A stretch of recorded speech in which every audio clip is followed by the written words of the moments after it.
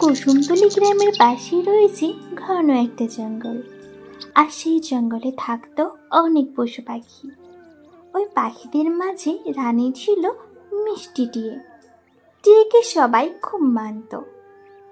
মা মা আমার খুব খিদে পেয়েছে, আমাকে কিছু খেতে দাও মা। তুমি কিছু খাবার দিচ্ছ না কেন? তুমি কি অসুস্থ মা? বলো না মা, বলো কি হয়েছে তোমার? হ্যাঁ রে মা, আমার যে শরীরটা ভীষণ খারাপ। তুই আর একটু কষ্ট কর, আমি একটু পরেই তোকে খাবার এনে দিচ্ছি। টুনিদের এই কথাগুলো আড়াল থেকে টিয়ে শুনছিল। টুনি, তুমি তো অসুস্থ, তাহলে কি করে খাবার আনবে? কিন্তু কি করবো রানীমা, না হলে যে আমার মেয়েটা সারাদিন না খেয়ে থাকবে। তোমাকে কোথাও যেতে হবে না, তুমি এখানে চুপটি করে বসো, আমি তোমার জন্য খাবার আনতে যাচ্ছি। কিন্তু রানীমা, আপনি রানী হয়ে আমাদের জন্য খাবার আনতে যাবেন? তো কি হয়েছে, আমি রানী বলে কি তোমাদের সাহায্য করব না? এই বলে মিষ্টি টিয়ে খাবার আনতে চলে যায়। ওই জঙ্গলের সবাই টিয়েকে অনেক ভালোবাসতো তার ব্যবহারের জন্য। কিন্তু ওই জঙ্গলে ছিল কাকুলি নামে একটি পাখি। কাকুলি টিয়েকে একদম পছন্দ করতো না। সে চাইতো এই জঙ্গলের রানী হতে। তাই সে মনে মনে একটা ফোন দিয়ে আঁটতে থাকে।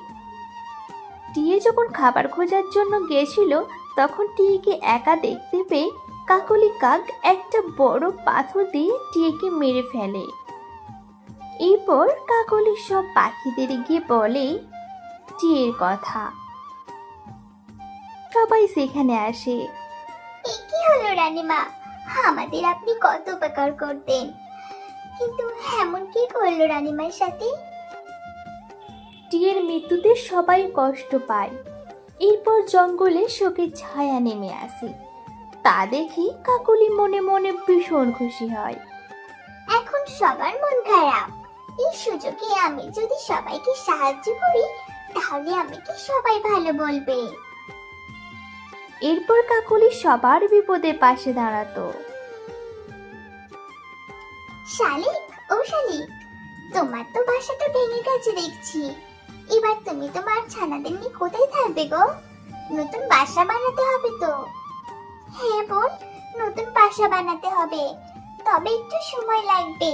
সাথে যে ছোট ছোট ছানা আছে, আমি তোমার বাসাটা বানিয়ে দিচ্ছি। এইভাবে কাকলি কদিন সবার উপকার করতে থাকে। কাকলির উপকারে সবাই অনেক খুশি হয়।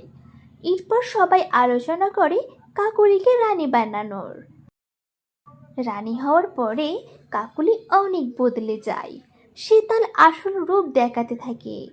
সে সব পাখিদের ওপর অত্যাচার শুরু করে। টুনির বাসা অন্যায়ভাবে দখল করে। টুনিকে বাসা থেকে বার করে দেয়। পাখিদের থেকে কর হিসেবে অনেক শস্য দানা নিত। এই টিকে পাথর চাপা দিয়ে মেরে ফেলে খুব ভালো কাজ করেছি, না হলে যে আমি কখনো এই জঙ্গলে রানী হতে পারতাম না। আর সবাই কত বোকা, আমার একটু ভালো ব্যবহারেই সবাই আমাকে কেমন বিশ্বাস করে নিল। কাকলি যখন নিজের ঘরে এমন কথা বলছিল, এমন সময় সব পাখিরাই এই কথা শুনে ফেলে। তোমাকে আমরা সবাই অনেক বিশ্বাস করেছিলাম, তুমি আমাদের অনেক ক্ষতি করেছো, এমনকি আমাদের এত ভালো রানীকেও হত্যা করেছো। এর জন্য তোমার শাস্তি দেওয়া দরকার। হ্যাঁ, ঠিকই বলেছো, আর এর শাস্তি হলো ফাঁসি।